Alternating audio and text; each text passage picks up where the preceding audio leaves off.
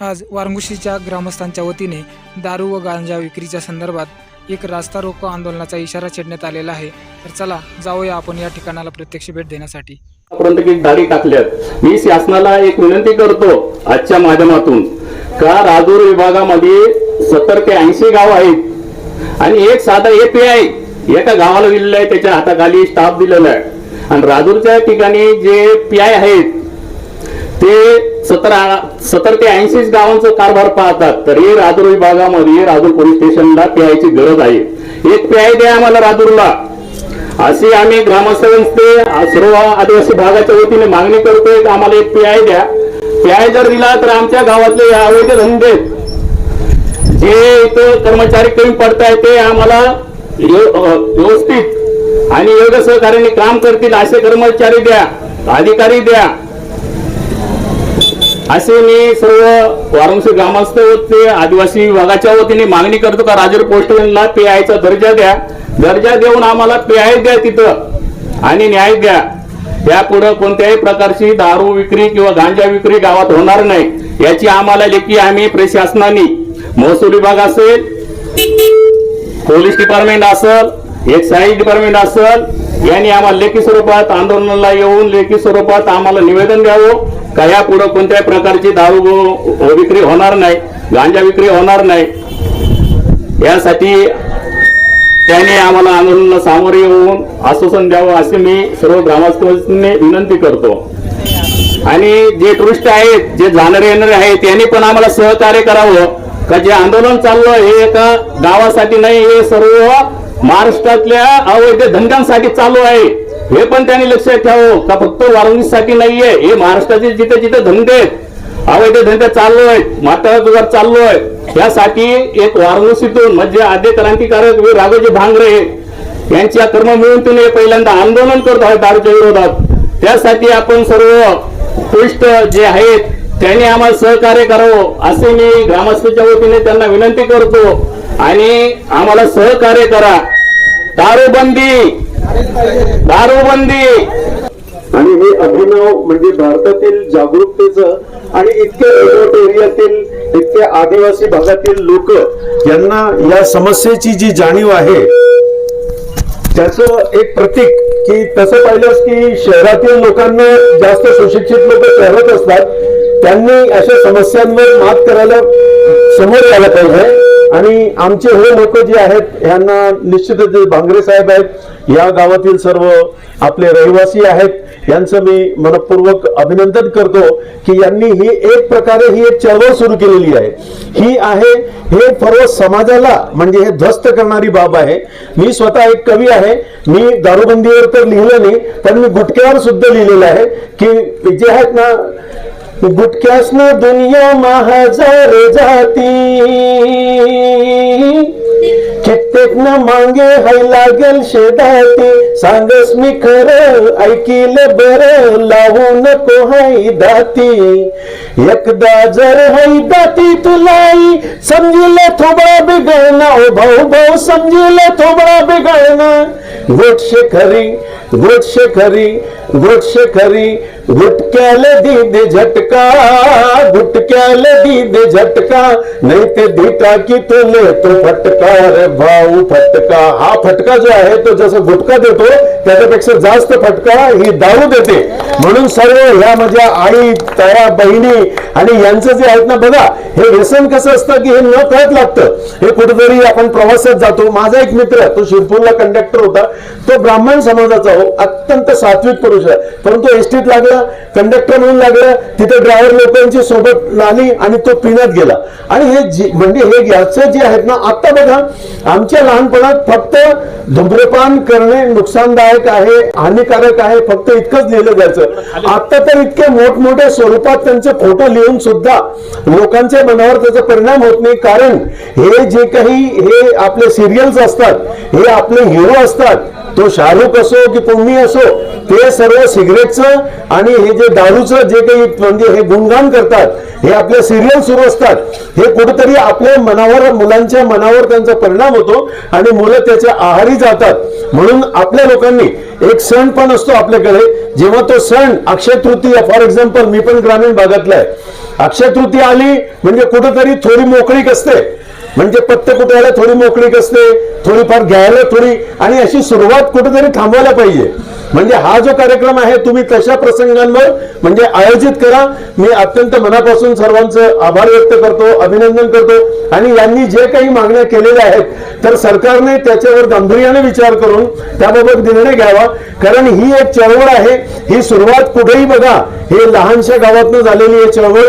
याच्यात म्हणजे जो कहते नहीं कि वो जिस दाने में दम है वो दाना म्हणजे जो है ना दरख्त बनता है, वृक्ष बनता है. ही वृक्षवेल जाईल आणि तुम्ही जिल्हा स्तरावर आणि राज्य स्तरावर अशा कोणत्याही संघटनांची तुम्ही हे करा आणि समन्वय साधा आणि हा कार्यक्रम पुढे ठेवा. मनापासून धन्यवाद. मला असं वाटतं की तुम्ही टप्प्याटप्प्यानं हा किती काळासाठी तुम्ही हा रस्ता रोको केलेला मला माहित नाही, परंतु तुम्ही टप्प्याटप्प्याने लोकांना थांबून काही लोकांना येऊ द्या, काही लोकांना जाऊ द्या, असं केलं तर चांगलं राहील. मनापासून धन्यवाद. काय नाव आहे सर आपलं? यांनी जे आपल्या आंदोलनाला योग्य ते मार्गदर्शन केलं. आम्ही आमच्या ज्या आदिवासी भागातील एक दांडण भागातील हे वारमसी गाव आहे, कळसुबाईच्या शिखराखालील हे गाव आहे आणि वीर राघोजी भांगरे क्रांतिकारक यांचे ह्या जन्मभूमीतलं एक गाव आहे. हे पहिल्यांदाच तालुक्यातून आम्ही इथं एक क्रांतिकारक पाऊल उचललंय गावाने. आणि दारूबंदी झालीच पाहिजे, गुटखाबंदी झालीच पाहिजे आणि गांजा विक्री थांबलीच पाहिजे. आणि जे जे व्यवस्थापन झालेले आहेत आजपर्यंत खूप जणांचे आई वडिलांचे आणि माझ्या मातपावलींचे संसार उद्ध्वस्त झालेले आहेत. जर दारू पैसे दिले नाही तर ते अक्षरशः भांडे विकलेत, काही लोकांनी धान्य घरातून विकलेत, काही लोकांनी आई वडिलांचे दागिने काढून विकलेत. आणि इथंच आपल्या समोर दिसत आहेत ते दारूंनी बळी गेलेले, जमिनी विकून बळी गेलेले, त्यांच्या मुलांच्या पिढ्या, भावी पिढ्या पुढच्या उद्ध्वस्त केलेल्या आहेत साहेब.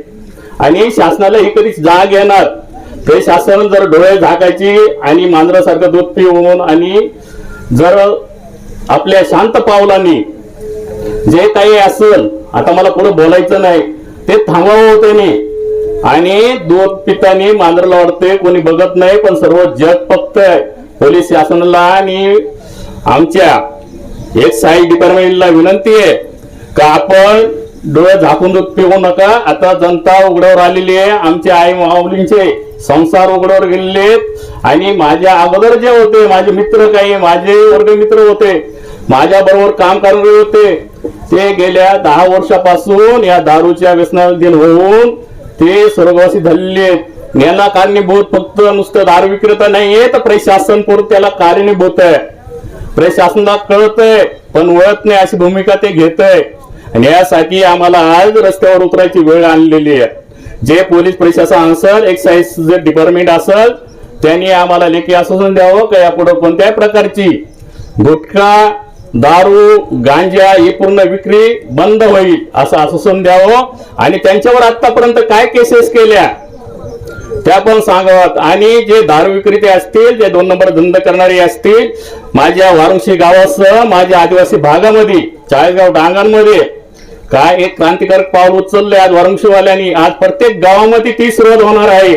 तर प्रशासनानं याची दखल घ्यावी आणि प्रत्येक गावातले गांजा, दारू आणि गुटखा हे विक्री बंद करावी.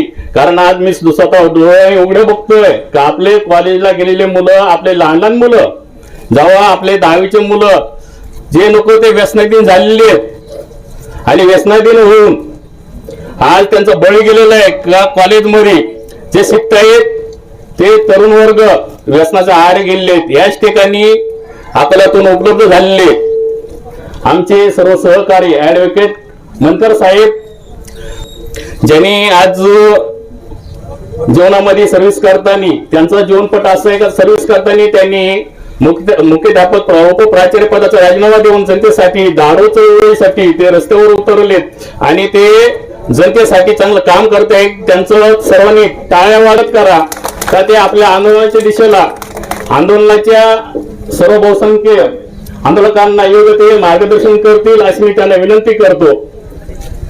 जे काही आपण आपल्याला संविधान काय सांगतं की आर्टिकल 25 आता ज्या माणसाला विरोध करायला गेले त्यानंतर तो माणूस काय म्हणतोय आपल्याला आर्टिकल 25 नुसार मला धर्म स्वीकारण्याचा अधिकार आहे किंवा त्या धर्माची पूजा करण्याचा अधिकार आहे. पण तुम्हाला सांगतो याला पण याच्यापेक्षा कडक कायदा आपला आहे. आर्टिकल 19 काय सांगताय की तुम्ही धर्म परिवर्तन धर्म स्वीकारू शकता, तुमच्या धर्माची वाढ करू शकता, पण ते कुठं जे अणुक्षेत्र आहे त्याच्या व्यतिरिक्त आपलं अणुक्षेत्र राजूरपासून इकडे जे अणुक्षेत्र चालू होतं या ठिकाणी त्याला ग्रामसभेला अधिकार दिलेला आहे. त्या ठिकाणची स्थानिक ग्रामसभा म्हणजे आता समजा मी जहागीरदारवाडी मधील आहे तर बारीमध्ये जर प्रार्थना स्थळ चालू असेल तर बारीच्या ग्रामसभेला तो अधिकार आहे का त्या ठिकाणचा प्रतिबंधक आणले. त्यामुळं अनेक अडचणी येतात. आम्ही 3-4 वर्ष सतत जात होतो त्या ठिकाणी आणि आपलीच लोक आम्हाला म्हणजे अक्षरशः मारायला निघालेली होती. परंतु तुम्हाला सांगतो त्याने जर असं उत्तर दिलं तर त्यांना उत्तर द्यायचं की आर्टिकल 90 नुसार आर्टिकल 90 तुम्हाला सांगतं तुम्ही धर्माचा तुमचा प्रचार कुठेही करा, फक्त अनुसूचित क्षेत्रामध्ये तुम्ही करू शकत नाही. या ठिकाणी आदिवासी माणूस राहतो, त्या आदिवासी माणसाला आणि जो फादर येतो त्याच्यावर आपण अॅट्रॉसिटी पण दाखल करू शकतो. एवढा राईट्स आपल्याला आहे. तो जर बाहेरचा असेल तर यानंतर आपल्या महसूल विभागाचे लोरे साहेब बोलतील आणि तासापासून दारूबंदीच्या संदर्भातला जो एक विषय आहे त्या संदर्भात आपण पुढतिडकीनं हा विषय प्रशासनाकडे मांडू राहिले. आपण सुशिक्षित आहात, समज आहे एक आपल्याला. मॅडम सरपंच मॅडमला मी सांगतो गेल्या 1-1.5 महिन्यापूर्वी रानसाहेबांनी प्रत्येक गावाला ग्रामसभा बोलवून विशेष ग्रामसभा बोलवून ग्रामस्तरीय समिती आपली ती समिती स्थापन करायला आदेशित केलेलं आहे. 193 गावांपैकी 124 गावांचे ठराव महसूल प्रशासनाकडे प्राप्त झाले आणि महसूल प्रशासनाकडून प्राप्त झाल्यानंतर त्याला तो कायदेशीरता प्राप्त होते. सरोदे साहेब जे माझे सहकारी आहेत त्यांनी एकदम हा मुद्दा पोटतिडकीनं मांडलेला आहे. त्याच्यावरती कार्यवाही करतील अशी मला आशा आहे. आणि आपण तुम्ही जे एक म्हणता प्रतिबंधात्मक केसेस, तडीपारीच्या केसेस, एक्साईज केसेस, प्रत्येक कायदा हा एक वेगवेगळा आहे. तडीपारी आजच करा उद्याच करा तर त्याच्यातल्या त्या गुन्हेगाराकडनं ती ऍक्टिव्हिटी किंवा तो गुन्हा घडला पाहिजे. 4 गुन्हे घडले असतील, 2 गुन्हे घडले असतील, त्याची तस्करी असेल, कुठं अवैध उत्खनन असेल किंवा कुठं कायदा सुव्यवस्था निर्माण होत असेल त्या व्यक्तीपासून तर त्या अनुषंगाने तडीपारीच्या केसेस हे दाखल होतात. तसंच एक्साईजचा जो एक नियमावली आहे त्या पद्धतीने एक हे होतात. आणि मग महसूल कटत आता BNS 127-28 प्रमाणे जे आमच्याकडे चॅप्टर केसेस येतात त्यामध्ये पण आम्ही बॉन्डमध्ये पहिला जो साहेब आपण 10,000 5,000 बॉन्ड देत होतो तो आता कलेक्टर साहेबांनी 50,000 ते 1 लाखापर्यंत केलेला आहे. तुम्हाला तुम्ही कोणीतरी मगाशी म्हटलं साहेब त्यांना भीती नाही राहिलेली तर नवीन कायद्यानुसार 50,000 किंवा 1 लाखाचा जामीन जर घेतला त्यांनी ब्रीच ऑफ बॉन्ड केला परत त्याच्याकडनं 3 महिन्याच्या आतमध्ये किंवा 6 महिन्याच्या आतमध्ये एखादा दुसरा गुन्हा जर परत त्याच व्यक्तीकडनं घडला तर ब्रीच ऑफ बॉन्ड होतो. तो पोलीस अहवाल आमच्याकडे दाखल करतात आणि आम्ही तो 1 लाख रुपये शासनाच्या तिजोरीत जमा करतो किंवा त्याला 2 दिवस जेलमध्ये आमच्या अधिकारामध्ये ठेवू शकतो. म्हणजे मला थोडक्यात सांगायचं साहेब काय कायदा प्रतिबंधात्मक केसेस असतील, तडीपारीच्या केसेस असतील किंवा एक्साईज कडणे प्रत्येक प्रशासन अधिकारी म्हणून 100% इम्प्लिमेंट होईल, त्याच्यात सुधारणा होईलच आणि त्याची कार्यवाही केली जाईल असं सरोदे साहेबांनी सांगितलेले. तर आपण ज्या भावनेसाठी ज्या अडचणीसाठी गेल्या 3 ते 4 तासापासून इथं उभे येतील छोटी समस्या आपली ती एक कौटुंबिक समस्याच होऊन गेलेली आहे. प्रशासनाच्या पलीकडे मी तो शब्द वापरतो. आपल्या मुलांवरती, आपल्या कुटुंबावरती, आपल्या भाऊबंदकीमध्ये शेवटी आपण थोडंसं समजून घेतलं पाहिजे ह्या गोष्टी. एखाद्याची अडचण असेल, रोजगारीचा एक विषय असेल तर ह्या आपले ती एक दादा सामाजिक हेच होऊ राहिले त्याच्यामध्ये एक थोडंसं इम्बॅलन्स आपण एक म्हणून घेतो. तर त्याच्यातूनच ह्या गोष्टी एक व्यसनाधीनकडे जाण्याचे हे आहेत. पण निश्चित प्रशासनाकडून त्याच्यावरती कठोर कार्यवाही API सरोदे साहेब सांगितलेले तिथे आणि ते करतील. तरी आपण इथं एकदम शांततेने आलात, तुमची समस्या मांडली, तुमची भावना आमच्यापर्यंत पोहोचली. निश्चितच वरिष्ठ स्तरावरती जे निवेदन आहे ते पोहोचवलं जाईल आणि त्याच्यावरती कार्यवाही. वारंगुशी ग्रामपंचायतने अनेक वेळा गावातील अवैध दारू विक्री तसेच गांजा विक्री या संदर्भात राजूर पोलीस स्टेशनला अनेक वेळा पत्रव्यवहार केला, परंतु त्यावरती कुठलीही कारवाई झाली नाही आणि त्यानंतर मग ग्रामस्थांनी पुढचं जे पाऊल उचललं ते आज आपण पाहिलेलं आहे. तर या ठिकाणी मोठ्या प्रमाणात गर्दी आणि त्यानंतर रास्ता रोको करण्यात आला होता, त्या संदर्भाचा हा या ठिकाणी रिपोर्ट आपण या ठिकाणी पाहू शकता. अशा प्रकारे ग्रामस्थांनी अशा रास्ता रोकोचा एक पर्याय निवडला तर पोलीस प्रशासनाने याची गंभीर दखल घेतली पाहिजे आणि अशी रस्त्यावर उतरण्याची वेळ ग्रामस्थांवरती येऊ देऊ नये हीच अपेक्षा आहे. धन्यवाद.